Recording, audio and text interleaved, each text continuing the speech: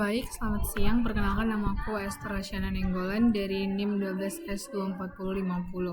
Pada video kali ini saya akan mempresentasikan solusi dari 07 disjoint yang dimana yaitu pengembangan lanjutan dari akademik simulator pada T06, yang dimana pada tugas ini intinya adalah permasalahannya adalah robustness atau ketangguhan desain sistem. Intinya bagaimana kita memisahkan data mata kuliah dan data pelaksananya sehingga perubahan dosen pengampu di semester berikutnya tidak merusak data semester sebelumnya.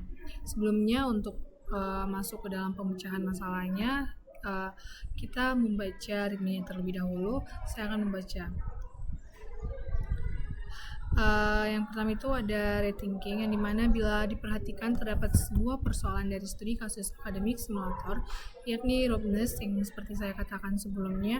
Kita akan memperhatikan ilustrasi berikut, yang dimana dalam operasional kegiatan akademik, 1 tahun akademik akan diselenggarakan dalam 2 semester reguler, dimana itu odd dan even, yang dimana sebuah semester antara short. Dalam 1 semester dapat dilaksanakan lebih dari 1 mata kuliah, dan setiap mata kuliah dapat diikuti oleh sekumpulan mahasiswa. Penyelenggaraan perkuliahan suatu mata kuliah pada suatu semester dengan semester lainnya dapat dilakukan oleh dosen atau tim dosen dengan konfigurasi yang dapat berbeda. Untuk contohnya itu mata kuliah operating system, di mana pada pelaksanaan sebelumnya itu diampu oleh GPS, THS, dan AZP, GPS, THS, dan AZP. Namun pada pelaksanaan berikutnya diampu oleh GPS dan THS. Lalu setiap mahasiswa itu dapat mengikuti beberapa mata kuliah pada semester itu di 1 tahun akademik. Di akhir semester, mahasiswa akan diberi nilai hasil dari serangkaian asesmen, yang dimana nanti bila nilai dirasa kurang memuaskan, mahasiswa itu juga dapat mengajukan remedial dengan pemenuhan, yang dimana pemenuhan terhadap syarat dan aturan yang berlaku, yang dimana nanti nilai akhirnya itu dirasa masih kurang memuaskan gitu. Jadi mahasiswa dapat mengambil kembali mata kuliah tersebut, yang dimana pada semester mendatang. Jadi bila hal di atas dapat diantisipasi dengan baik, maka solusi dapat menyajikan sejarah yang dimana pelaksanaan perkuliahan ataupun course history yang ditandai dengan course history mulai dari semester dan tahun akademik, di mana mata kuliah ataupun course tersedia untuk pertama kali hingga periode terakhirnya. Lebih lanjut, untuk setiap periode juga dapat disajikan daftar mahasiswa ataupun enrollment, yang dimana yang mengikutinya beserta prestasi ataupun grade yang diraihnya. What is the disjointed? Yaitu pada studi kasus sebelum secara jelas dia menjabarkan mengenai relasi antar mata kuliah dan juga prode pelaksanaannya pada setiap semester di suatu tahun akademik, serta kemungkinan perbedaan konfigurasi pengampunya. Hal ini berpotensi pada inkonsistensi solusi, yang dimana juga sebagai contohnya itu mata kuliah Alstrudat itu dibuka setiap tahun akademik pada semester ganjil ataupun odd. Pada tahun akademik 2021-2022 diampu oleh GPS dan juga THS. Tahun akademik mendatang mata kuliah ini juga masih akan dibuka, namun bisa juga pasti akan dengan pengampu yang berbeda. Perhatikan solusi, dan sini kita diminta untuk memperhatikan solusi, yang dimana solusi yang baik itu seharusnya situasi ini tidak mengakibatkan perubahan pada data pelaksana mata kuliah di tahun akademik sebelumnya. Jadi apa sih yang akan kita lakukan, apa yang akan kita kerjakan di sini, apa yang kita tambahkan, ataupun what should be changed. Berikut adalah daftar operasi yang diperlukan pada solusi. Jadi solusi kita ada 9 solusi, yang dimana pertama itu menambah data dosen, yaitu pada model lecture nantinya. Fitur ini telah dikembangkan dan tidak ada perubahan yang perlu dilakukan. Lalu menambah data mahasiswa, yaitu student. yang dimana ini fitur ini akan dikembangkan dan tidak ada perubahan yang perlu dilakukan. Lalu menampilkan data mahasiswa secara rinci, yang dimana itu sebagai student detail. Lalu ini akan dikembangkan dan tidak ada perubahan yang perlu dilakukan.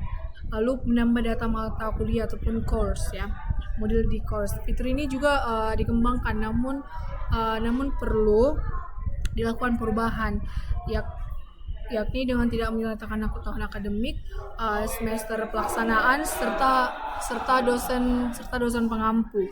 Lalu menambah data periode pelaksanaan perkuliahan ataupun course opening, yang dimana sebuah proses melaksanakan perkuliahan menambah data pengambilan mata kuliah yaitu enrollment. Fitur ini telah dikembangkan sebelumnya pada T06 itu. Namun perlu dilakukan adanya perubahan relasi. Lalu sebelumnya relasi itu dilakukan dengan mata kuliah course, lalu kini dengan periode pelaksanaan perkuliahan ataupun course opening. Pemberian nilai pada pengambilan mata kuliah ataupun grading, fitur ini dikembangkan dan tidak ada perubahan yang perlu dilakukan. Lalu pemberian nilai remedial pada pengambil mata kuliah yaitu remedial. Fitur ini telah dikembangkan dan tidak ada perubahan yang perlu dilakukan. Lalu satu fitur tambahan yang perlu dikembangkan adalah menampilkan sejarah pelaksanaan mata kuliah yaitu ataupun yang kita namai dengan course history. Lalu ada new course, ini mana terjadi perubahan dalam pengembangan data mata kuliah. Kini sebuah mata kuliah hanya terdiri dari 4 buah data, yakni mata kuliah ataupun kode, nama mata kuliah name, kredit ataupun kredit, dan nilai minimal yang disebut passing grade. Dengan demikian format masukan yang perlu menjadi seperti ini nanti. Lalu ada new course opening. Dan lalu ada kita perhatikan bahwa dosen pengampu itu ditulis dalam bentuk inisial dan dapat saja terdiri dari beberapa inisial untuk mata kuliah yang diampu secara bersama. Inisial dosen yang satu dengan nilainya dipisahkan dengan tanda petik. Pembukaan mata kuliah course opening hanya dapat dilakukan bila tanda koma dipisahkan dengan tanda koma. Lalu pembukaan mata kuliah course opening hanya dapat dilakukan bila mata kuliah ataupun course dan dosen ataupun lecturer terkait sudah terlebih dahulu terdaftar dalam simulator. Lalu pada course history ataupun new, fitur ini digunakan untuk menampilkan sejarah pelaksanaan suatu mata kuliah diurutkan mulai dari pertama kali dibuka. Lalu pada fitur ini juga ditampilkan daftar mahasiswa beserta prestasi yang telah dicapainya pada suatu periode pelaksanaan tertentu. Berikut ini adalah format perintah yang akan diberikan, yang dimana kita akan menginput ini yang terdiri dari lecture, ada namanya, dan ini adalah link ataupun apanya, lalu enrollment, course, dan name. Sini akan disampaikan grade, lalu akan menghasilkan output seperti ini.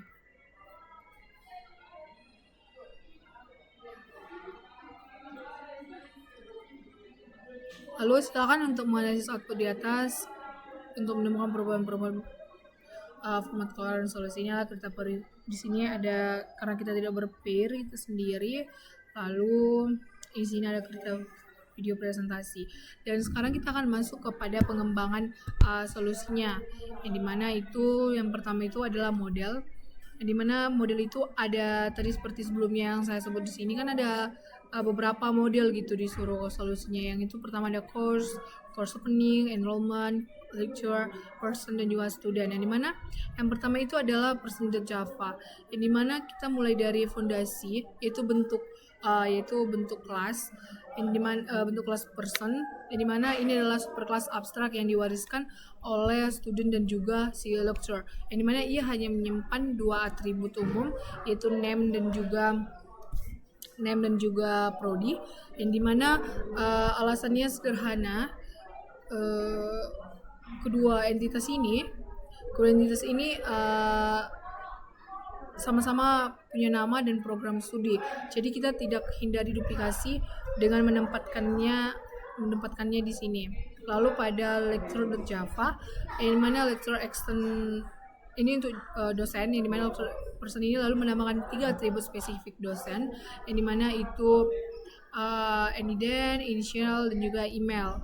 Yang dimana inisial ini penting, yang dimana nantinya akan digunakan sebagai identifier di perintah course open. Tidak ada perubahan signifikan dari versi sebelumnya. Lalu kepada student.java, inilah pada model mata kuliah ataupun di sini ada perubahan, yang dimana ini ada yang berubah di versi sebelumnya. Course mungkin menyimpan informasi dosen dan tahun akademik. Sekarang kita membersihkannya. Lalu si course hanya terdiri dari 4 atribut yang dimana kode, nama, kredit,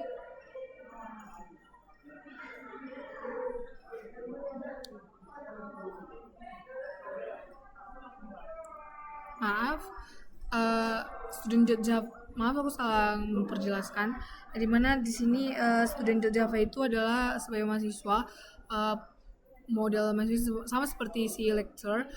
Student juga extends person, yang dimana tambahan atributnya itu adalah name dan juga year, yang dimana tahun masuk. Tidak ada perubahan besar di sini, hanya year dan juga name, tahun dan name-nya. Lalu pada course.java, pada course.java ini ada yang berubah dari versi sebelumnya, yang dimana course mungkin menyimpan informasi dosen dan tahun akademik. Sekarang kita membersihkannya, di mana course hanya terdiri dari 4 atribut, yaitu kode, nama, kredit, dan juga passing grade. Di mana mata kuliah adalah entitas yang statis dan tidak berubah setiap semester. Jadi sangat masuk akal memisahkan identitas mata kuliah dari sebuah konteks pelaksanaannya. Lalu kita masuk ke course opening. Kita masuk kepada course opening.java, yang dimana di sini kita akan membahas ataupun kita mengalami perubahan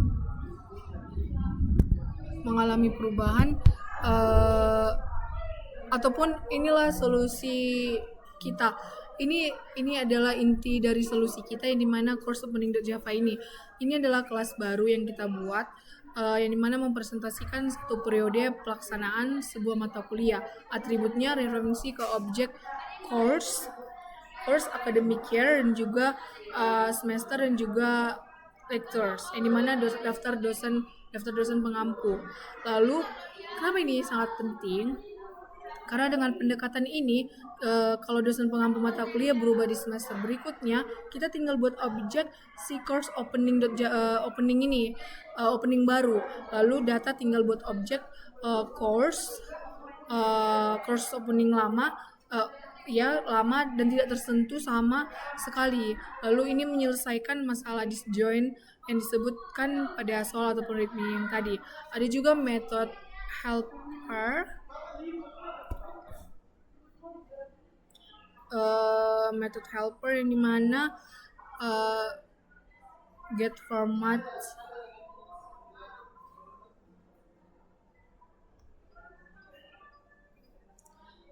daftar dosen yang seperti yaitu justisia.simbolon.adel.ac.id itu untuk keperluan si output.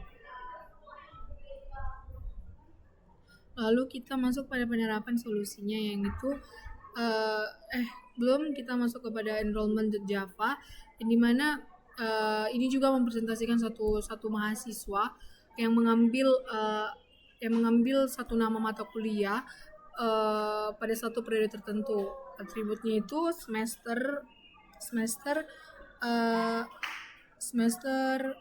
course code, student name, academic year, dan juga preferred grade. Di mana si preferred grade ini diinisialisasi sebagai non,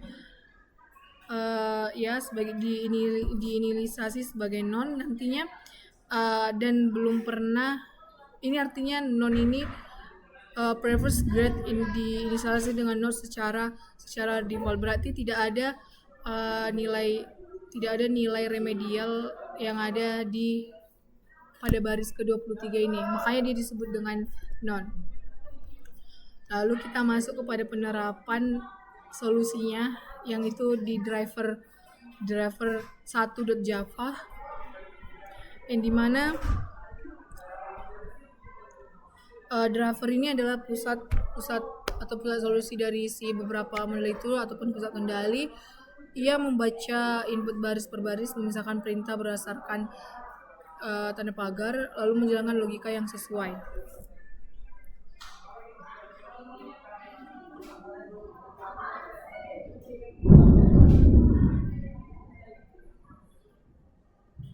Pada baris ke-25 dan juga kepada 29 ini 5 array list ini adalah database sementara selama program berjalan. Lalu pada baris ke-31 sampai ke segmen sampai 38 pada string command input segmen ini program terus membaca input sampai ketemu triple dash lalu memecahkan setiap baris dengan tanda pagar untuk mengambil nama perintahnya. Lalu cek duplikasi berdasarkan email. Kalau belum ada, buat objek lecture baru dan tambahkan ke list.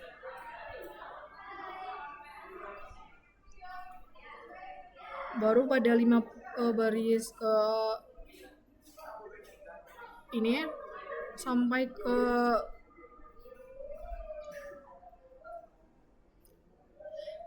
ini adalah bagian ini memparse di inisial dosen yang dipisah oleh koma, lalu mencari objek lekturnya satu per satu, di mana kalau ada satu saja yang tidak ditemukan, course opening tidak jadi dibuat. Duplikasi juga dicek berdasarkan kombinasi kode tambah tahun dan juga tambah semester.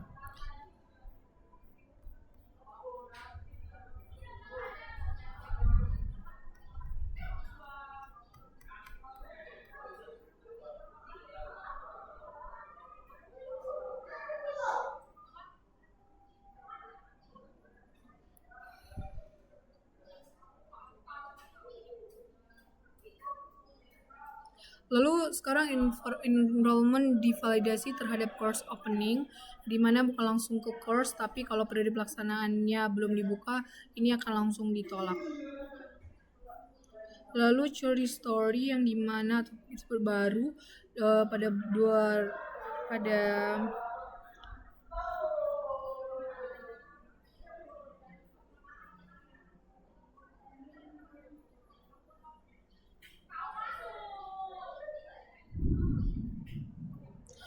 ini kumpulan semua course opening yang dimana untuk kode tertentu urutkan berdasarkan tipe semester dulu, yaitu sama dengan 1, event 2, short 3, lalu tahun akademik, yang dimana setelah itu untuk tiap periode cetak headernya, lalu cetak semua enrollment yang cocok di bawahnya. Jadi pada output terakhir pada for lecture ini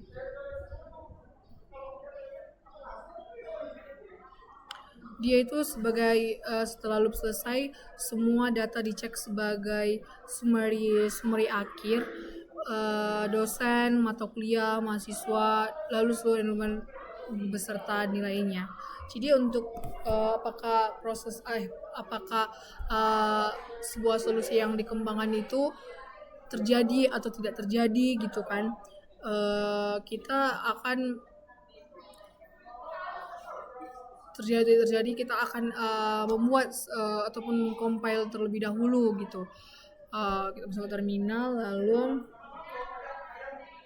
new terminal, kita pakai cmd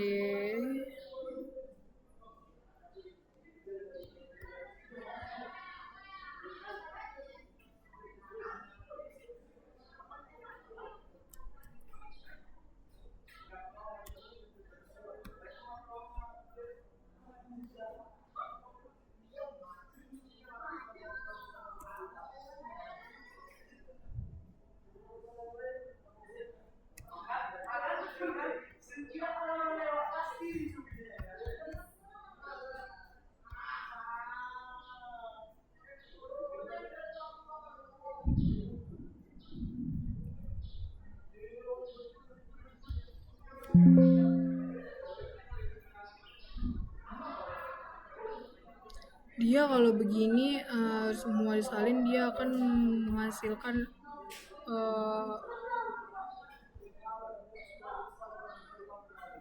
is not triggers an internal or external moment gitu. Tapi sebelumnya saya sudah mencoba dia disalin dulu baru dibuat level dashnya. Dia akan sama outputnya akan sama dengan di sini. Lalu apakah saya sudah berhasil mengerjakannya dan berapa nilai saya, apakah sudah tersubmit ke GitHub-nya. Kita lihat di GitHub di mana saya sudah mencoba 3 kali, dan di sini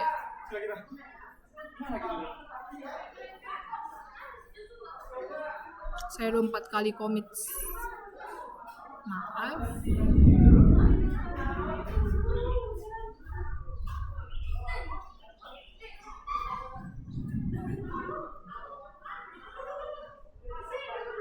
Maaf jika ada gangguan.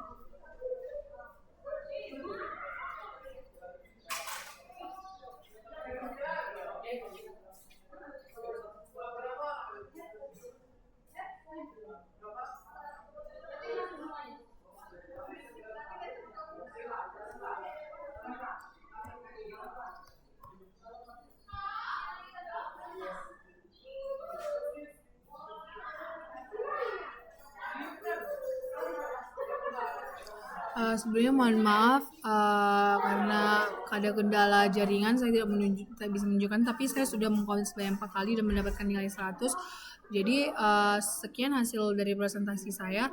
Jika ada kesalahan dalam pengucapan materi, pengucapan pada pengerjaan ataupun solusi pada video kali ini, pada presentasi ini, saya minta maaf. Saya akan mempelajari dan menerapkannya kembali dengan cara yang betul ataupun benar di tugas praktikum selanjutnya. Sekian dari saya, terima kasih Pak.